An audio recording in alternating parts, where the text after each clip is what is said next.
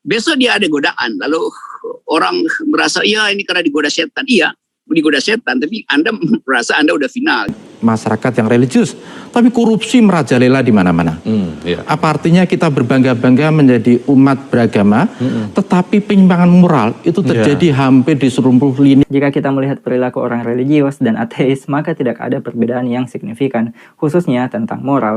Justru banyak kasus yang menunjukkan orang dapat melakukan hal jahat dan berbahaya atas nama Tuhan atau agama.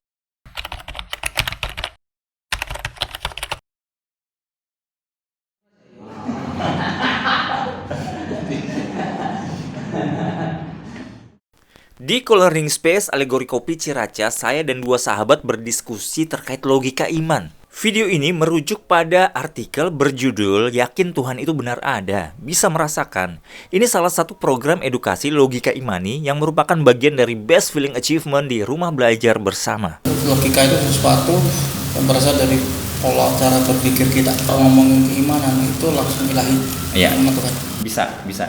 Logika imani dimulai dari dasar keimanan itu sendiri. Contohnya keyakinan akan keberadaan Tuhan. Tapi ketika aku tidak bisa membuktikan Tuhan itu ada secara ilmiah, bukan berarti Tuhan tidak ada. Ya sudah, anggap Tuhan itu adalah sebab dari semua yang ada. Tuhan atau ketuhanan dalam agama Buddha tidak lain adalah sesuatu yang murni, yang suci. Tuhan ada sebagai tujuan akhir hidup kita. Bahwa ada sesuatu yang benar yang kamu tidak bisa membuktikan.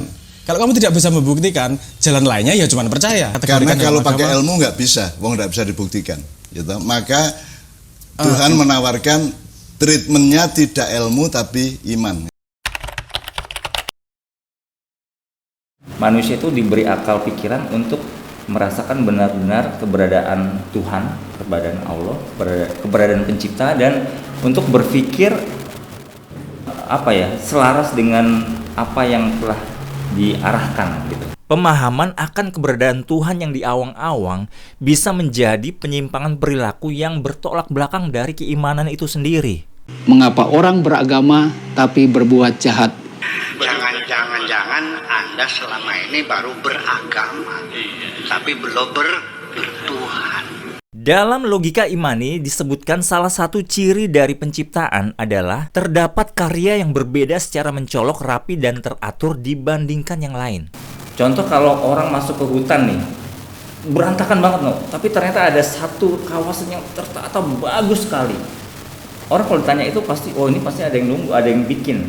Iya, karena perbedaannya itu mencolok sekali dibandingkan yang lain. Ini logika sederhana karya penciptaan. Kemudian kita bisa membandingkan antara bumi dengan planet-planet lain di tata surya ini. Perbedaannya yang rapi, teratur, konsisten, begitu mencolok. Karena nggak mungkin pencipta ada yang bisa mengadakan seperti itu gitu.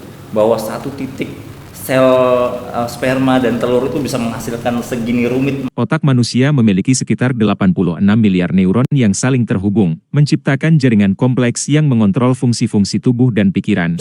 Usus manusia bertanggung jawab untuk penyerapan nutrisi dari makanan. Jantung manusia adalah organ otot yang memompa darah sekitar 100.000 kali sehari, membawa oksigen dan nutrisi ke seluruh tubuh.